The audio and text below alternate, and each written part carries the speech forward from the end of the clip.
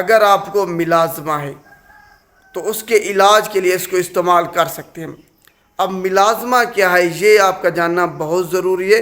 ملازمہ basically ڈسکلریشن of سکن ہے، patches بن جاتے ہیں آپ کی جلد کے اوپر، آپ کے چہرے کے اوپر، جو کہ آپ کی عام جلد سے نمایاں نظر آتی ہے، نظر آ رہا ہوتا ہے کہ کچھ مسئلہ ہے جلد پہ، اس کو ہم ملازمہ کہتے ہیں۔ جس سکن جو سکرین ہے اس پہ آپ کو نظر آ رہا ہوگا، یہ ساری ملازمہ ہے۔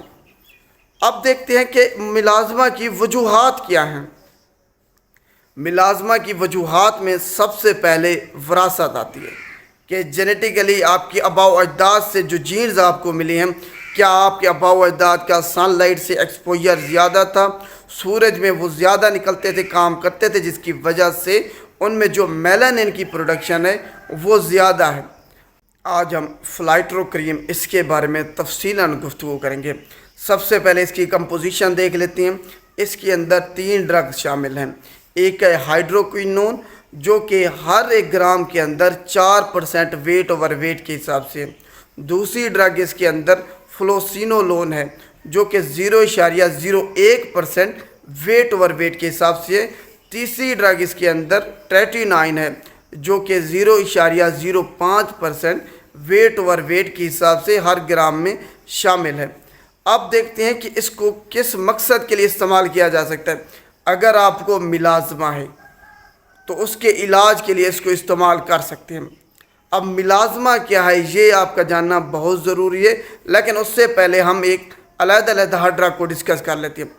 3 ڈرگز تھیں۔ ہائیڈروکوئنون، جو کہ ڈی پگمنٹنگ کا کام کرتی ہے، ڈی پگمنٹنگ ایجنٹ کا کام کرتی ہے۔ جو پگمنٹیشن ہوئی ہے، جو میلانوسائٹ جو ہوا ہے اس کی پروڈکشن یا کنسنٹریشن زیادہ ہوئی ہے، اس کو جا کے کام کرتی ہے۔ دوسری ڈرگ ہے فلوسینولون، جو کہ ٹاپیکل کارٹیکوسٹیرائڈ ہے، ایک سٹیرائڈ ہے یہ سمجھ لیں، جو کہ ایز این اینٹی انفلیمیٹری کام کرتا ہے۔ جو سوزش ہے آپ کی اس کو جا کے یہ روکے گا۔ تیسری ڈرگ اس کے اندر وہ ہے ٹریٹینائن، جو کہ وائٹامن اے کا ڈیریویٹو ہے۔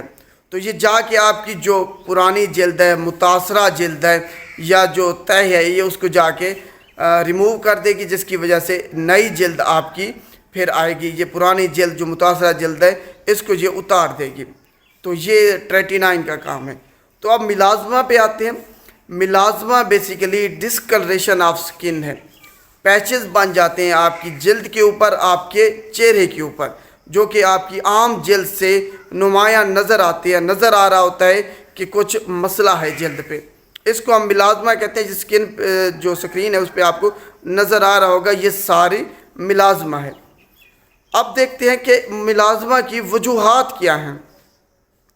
ملازمہ کی وجوہات میں سب سے پہلے وراثت آتی ہے کہ جینیٹیکلی آپ کی آباء و اجداد سے جو جینز آپ کو ملی ہیں، کیا آپ کے آباء و اجداد کا سن لائٹ سے ایکسپوجر زیادہ تھا، سورج میں وہ زیادہ نکلتے تھے، کام کرتے تھے، جس کی وجہ سے ان میں جو میلانن کی پروڈکشن ہے وہ زیادہ ہے۔ اب میلانن کیا ہے؟ میلانن ایک پگمنٹ ہے جو کہ آپ کے بالوں کو، آپ کی جلد کو اور آپ کی آنکھوں کو جو ہے نا یہ کلر دیتا ہے۔ میلانن سفید کلر ہو گیا، کالا کلر رنگ ہو گیا، یہ سارا میلانن کی وجہ سے۔ جتنا میلانن زیادہ ہوگا جسم میں، اتنے ہی آپ سیاہ رنگ کے ہوں گے، آپ کے بال بھی سیاہ ہوں گے، آپ کی جلد بھی سیاہ ہوگی، آپ کی آنکھیں بھی سیاہ ہوں گی۔ تو یہ میلانن کی وجہ سے ہے۔ اب ہم واپس آتے ہیں ملازمہ پہ۔ وجوہات میں وراثت، دوسرے نمبر پر اس کو ماسک آف پریگننسی کہا جاتا ہے کہ حمل کے دوران ملازمہ ہو جاتا ہے، اس کو ماسک آف پریگننسی بھی کہتے ہیں۔ تیسرے نمبر پر آپ ایسی کوئی کریمیں، کاسمیٹکس یوز کر رہے ہیں، اس کی وجہ سے بھی آپ کو ملازمہ ہو سکتا ہے۔ کوئی ایسی ڈرگز جیسے کہ اینٹی سیزر ڈرگ ہو گیا، جو کہ عام طور پر جن کو دورے پڑتی ہیں، جھٹکے لگتے ہیں، اس میں دی جاتی ہیں، تو اس کو استعمال کرنے کی وجہ سے بھی آپ کو ملازمہ ہو سکتا ہے۔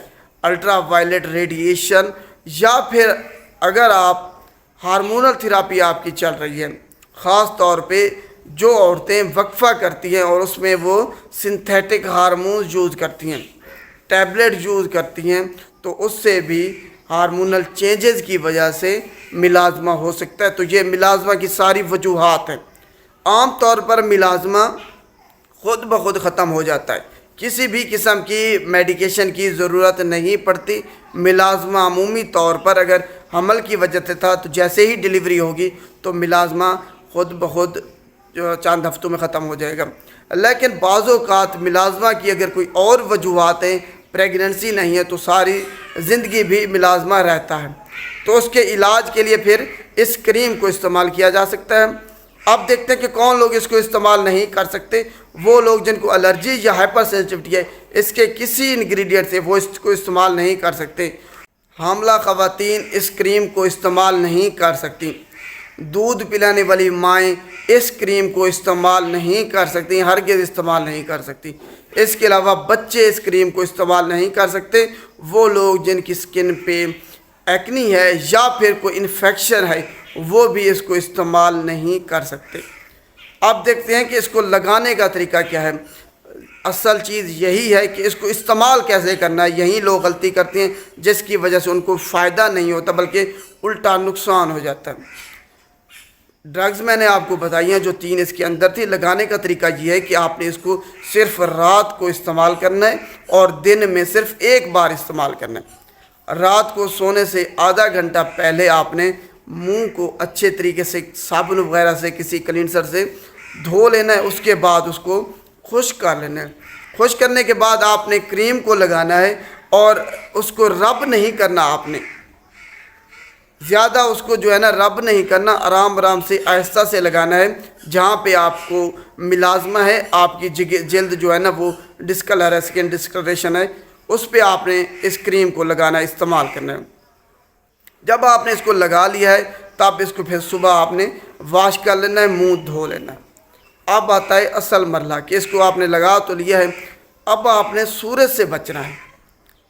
سورج سے آپ نے ہر صورت میں اس سے بچ کے رہنا ہے۔ اگر آپ سورج میں نکلے، دھوپ میں نکلے، آپ نے کوئی سن سکرین استعمال نہیں کی، کوئی سن بلاک استعمال نہیں کیا، کوئی ہیٹ استعمال نہیں کی، تو جو آپ کی تھراپی ساری چل رہی ہے وہ ساری ختم ہو جائیں گی اور میلانن جو پروڈکشن ہے وہ دوبارہ سٹارٹ ہو جائے گی۔ تو آپ نے اس کریم کو جب لگانا ہے تب آپ نے سن بلاک کا استعمال کرنا ہے۔ اگر آپ کوشش کریں کہ دھوپ میں نہ نکلے۔ اگر آپ کا ایسا کام ہے کہ آپ کو دھوپ میں نکلنا پڑتا ہے کام کرنے کے لیے، روزی کرنے کے لیے، تب آپ نے دھوپ میں جو نکلنا ہے تب سن بلاک کا، سن سکرین کا استعمال کرنا ہے اور ہیٹ آپ نے استعمال کرنی ہے۔ سر پہ آپ نے ہیٹ استعمال کرنی ہے تاکہ ڈائریکٹ جو سن لائٹ ہے وہ آپ کے چہرے پہ نہ پڑے۔ اور 4 ہفتے سے پہلے ہی اگر آپ نے ان ساری چیزوں پہ عمل کیا، دھوپ سے بچیں اور کریم کو آپ ریگولرلی استعمال کرتے رہے، تو آپ کو 4 ہفتوں سے پہلے ہی رزلٹ ملنا شروع ہو جائیں گے۔ اور جب آپ کا ملازمہ ایک دفعہ ختم ہو جائے تو اس کو آپ نے ڈسکنٹینیو کر دینا ہے، ختم کر دینا ہے اس کریم کو استعمال کرنا ہے، کیونکہ اس کے اندر ایک طاقتور اسٹیرائڈ ہے جو کہ آپ کو فوائد سے زیادہ نقصانات دے سکتا ہے۔ نقصانات کے بارے میں آگے بات کرتا ہوں۔ تو آپ نے اس کو بند کر دینا ہے۔ اگر دوبارہ ملازمہ آئے تو دوبارہ سے یہی کریم استعمال کرنا شروع کر دینی ہے۔ تو اب ہم ایڈورس ڈرگ ریئیکشن، اس کے مضر صحت اثرات کے بارے میں بات کرتے ہیں۔ آپ کو ریشز ہو سکتے ہیں، آپ کے جسم پر انافلیکٹک شاک ہو سکتا ہے، الرجی ہو سکتی ہے، ریڈنس ہو سکتی ہے، چھالے پڑ سکتے ہیں اس جگہ پہ جہاں پہ آپ نے استعمال کیا ہے، ایچنگ ہو سکتی ہے، برننگ سینسیشن ہو سکتی ہے، فوٹو سینسٹیو ریئیکشن ہو سکتا ہے اس کو استعمال کرنے کے بعد۔ تو آپ نے اس کو ذہن میں رکھنا ہے۔ اور ایک خطرناک جو اس کے ایڈورس ڈرگ ریئیکشن ہے وہ ہے ہائپوتھیلمک پیچوٹری ایڈرینل ایکسس سپریشن، جس کی وجہ سے جو گلوکوکارٹیکائڈ ہے اس کی انسفیشنسی ہو جاتی ہے، جس کی وجہ سے آپ کو تھکاوٹ ہوتی ہے، آپ چل پھر نہیں سکتے، آپ کی جو بلڈ گلوکوز لیول ہے وہ زیادہ ہو جاتا ہے، پیشاب میں آپ کے گلوکوز جانا شروع ہو جاتا ہے۔ اگر آپ کو اس طریقے سے کچھ بھی علامات نظر آئیں کہ آپ کی جو گلوکوکارٹیکائڈ انسفیشنسی ہو رہی ہے یا پھر آپ کو ہائپوتھرمک پیچوٹری ایڈرینل جو ہے نا ایکسس سپریشن ہو رہا ہے، تب آپ نے اس کا استعمال بند کر دینا ہے۔